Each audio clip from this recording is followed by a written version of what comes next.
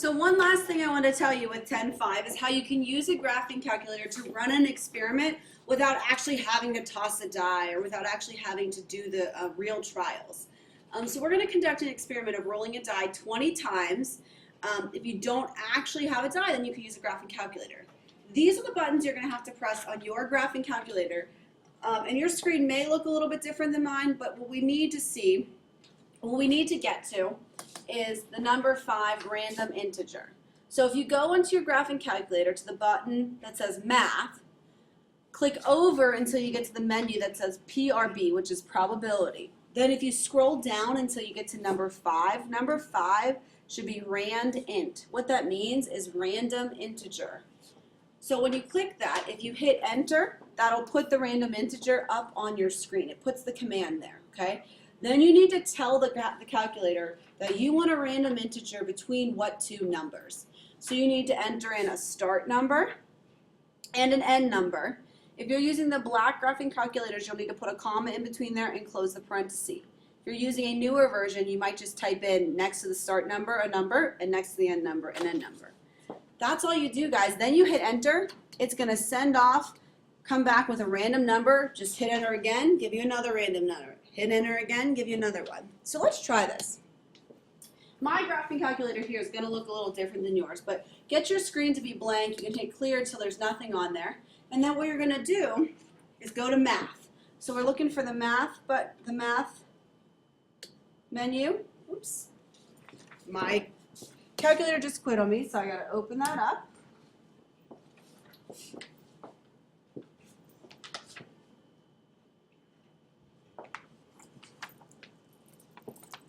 Okay, you're going to go to the Math menu, so go to Math.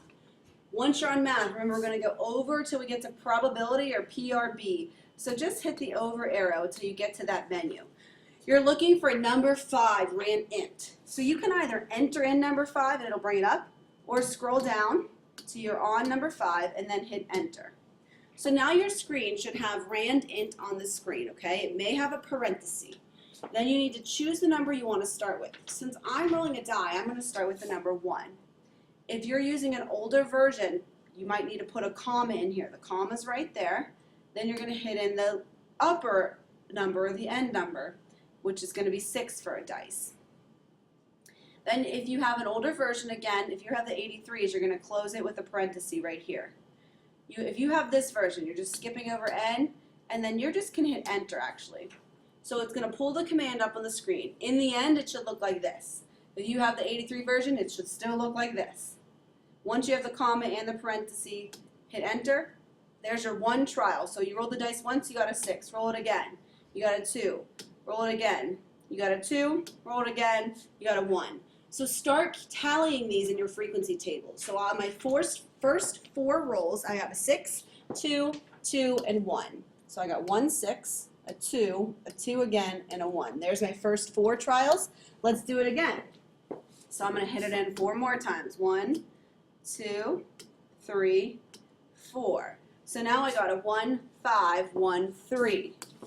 1, 5, 1, 3. So far I've done 8 trials. I need to do 20. So 4 more. 2, 6, 1, 6. 2, 6, 1, 6. So I've done 12 trials. 4, 2, 6, 5. 4, 2, 6, 5. So right now I'm at 4, 8, 9, 10, 11, 12, 13, 14, 15, 16 trials. I need 4 more.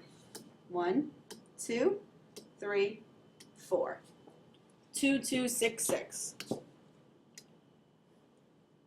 1, 2, 3, 4. There we go.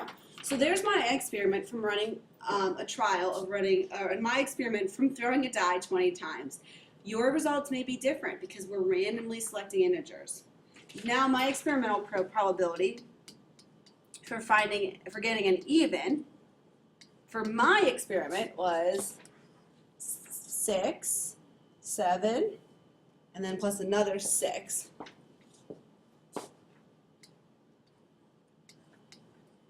was 13 out of 20. You know, in theory, even would be 50%. So this is a little bit more than 50%. That's okay. And then my experimental probability of rolling a 1 or a 3 would have been 4 and 5.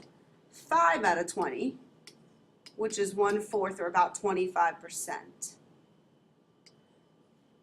Theoretically, my probability of getting a 1 or a 3 would be 33%. So those are pretty close.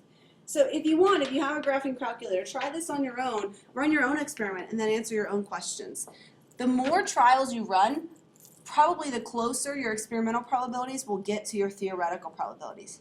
They do not have to be exactly the same though. Perfect, guys. Thank you.